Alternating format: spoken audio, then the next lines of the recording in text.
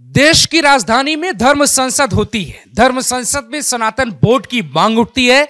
ये मांग किसी मुल्ला मौलवी से नहीं बल्कि देश की सरकार से की जाती है। तर्क यह है कि जैसे वक्फ बोर्ड बना वैसे ही सनातन बोर्ड क्यों नहीं बनना चाहिए। क्या देश के मुसलमान ही अपने हक की बात करेंगे, हिंदू नहीं कर सकता? बड़ी ही आसानी से ये बात तो कह दी जाती है। हिंदुस्तान में जहां बहुसंख्यक आबादी हिंदू है वहां सनातन बोर्ड की क्या जरूरत है, ये प्रश्न बार बार लोगों से पूछा जा रहा है। ये सवाल उठाने वाले कथित तौर पे देशभक्त क्या इस बात का जवाब दे सकते हैं कि क्या हिंदू और हिंदुओं की भावनाओं के साथ हो रहे खिलवाड़ के लिए कहां जाया जाए, किस मंच का इस्तेमाल किया जाए? क्यों नहीं इस देश में एक सनातन बोर्ड होना चाहिए जिसका इस्तेमाल हिंदू, हिंदुस्तान और हिंदुस्तान की बात करने के लिए की जाए। धर्म संसद में सैकड़ों साधु संतों के बीच देवकीनंदन ठाकुर साफ तौर से यही कहते हैं कि हमें नहीं भूलना चाहिए कि आंध्र प्रदेश के तिरुपति बालाजी मंदिर के प्रसादम में चर्बी मिलाकर हमें खिलाई गई। एक सरकारी अधिकारी हमारे मंदिर की व्यवस्था को कैसे देख सकता है जिसे हमारे धर्म का क ख घ न पता हो? अगर सनातन बोर्ड का गठन होता है तो हमारे गुरुकुल परंपरा को जागृत किया जा सकता है। बोर्ड के जरिए गौशालाएं बनाई जाएंगी जिनका धर्म परिवर्तन हो रहा है। उनका सनातन बोर्ड के जरिए आर्थिक मदद करके धर्म परिवर्तन के इस गंदे खेल को रोका जाएगा। जामा मस्जिद की सीढ़ियों से कन्हैया को लाकर मथुरा में ठाकुर जी का भव्य मंदिर बनवाया जाएगा। जो कंपनियां हलाल सर्टिफिकेट लेकर प्रोडक्ट को बेच रही हैं उनका भी बहिष्कार किया जाए। और यह सब अभी नहीं होगा तो कभी नहीं हो पाएगा। इसी बात का जिक्र मंच से देवकीनंदन ठाकुर महाराज ने कर दिया। 2011 की जनगणना रिपोर्ट बताती है कि देश में करीब 14.5% मुसलमान थे जो अब करीब 20% से ज्यादा हो गए। एक सरकारी रिपोर्ट यह तक दावा करती है कि भारत में 1950 से 2015 के बीच हिंदुओं की आबादी 7.82% घटी, जबकि इस बीच मुसलमानों की आबादी में 43.15 की बढ़ोतरी दर्ज की गई। आपको यह जानकर हैरानी होगी कि जम्मू कश्मीर मुस्लिम आबादी लगभग 68% से ज्यादा है। यह वही कश्मीर है जहां पंडितों को डरा धमकाकर भगा दिया गया। जो नहीं भागे वो हमेशा के लिए धरती से विदा हो गए। असम की कहानी यह है कि वहां मुस्लिम आबादी 35% के करीब पहुंच चुकी।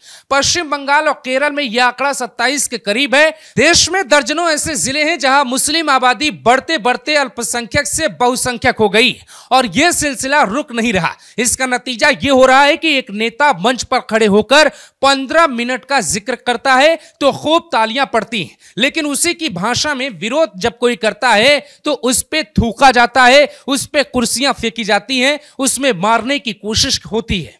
अल्लाह अकबर के नारे लगाकर एक जमात क्या कहना चाहती है? अल्लाह सबसे महान है। अल्लाह अकबर का शाब्दिक अर्थ तो यही है, लेकिन कुछ मजहबी लोग खास तौर पे हिंदुओं को डराने धमकाने के लिए इसका प्रयोग कर रहे हैं। आप इसे सिर्फ सियासी बात मत समझिए, क्योंकि अगर यह सिर्फ सियासी बात होती तो नुपुर शर्मा की बात पे कईयों के सर तन से जुदा ना किए जाते। धर्म के नाम पर नंगा नाच सिर्फ इसलिए क्योंकि वो लोग एक खास समुदाय से आते हैं। दूसरी तरफ हिंदू देवी देवताओं का जब अपमान होता है तो उस पर कोई बात करने वाला क्यों नहीं होता है? सनातन कभी हिंसा नहीं सिखाता, लेकिन धर्म के लिए लड़ाई से भी नहीं रोकता। तो सवाल यह है कि यह लड़ाई लड़ेगा कौन? यही आता है सनातन बोर्ड का काम। यह बोर्ड हर उस बात पे नजर रखेगा जो हिंदुओं की आस्था से और धर्म से जुड़ी है। ये तर्क धर्म संसद में दिए गए हैं। अब बॉल सरकार के पाले में है। सवाल यह है कि क्या मोदी सरकार सनातन बोर्ड की मांग को मानेगी? अगर हां तो कब तक? सियासी तौर पे मोदी हो या योगी, सब ये मानते हैं कि मौजूदा हालातों में हिंदुओं को एकजुट होना चाहिए। सनातन बोर्ड इस मंशा को पूरा कर सकता है। कुछ लोगों का ऐसा मानना है कि देश में वक्फ बोर्ड क्या काम करता है? वो संपत्तियों की देखरेख, आय व्यय का प्रबंधन करता है, कानूनी लड़ाई लड़ता है, 3 तलाक के मसले में पड़ता है, ऐसे तमाम कोशिशें करता है।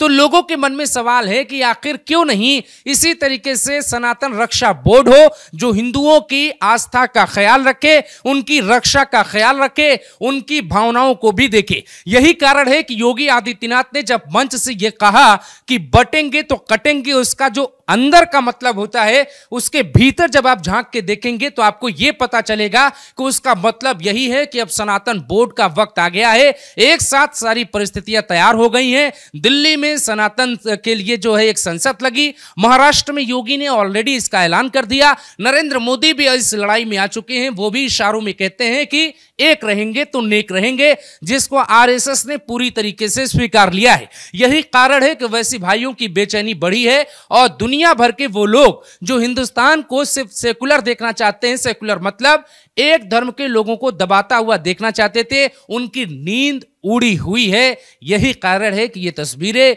देश भर में वायरल हैं।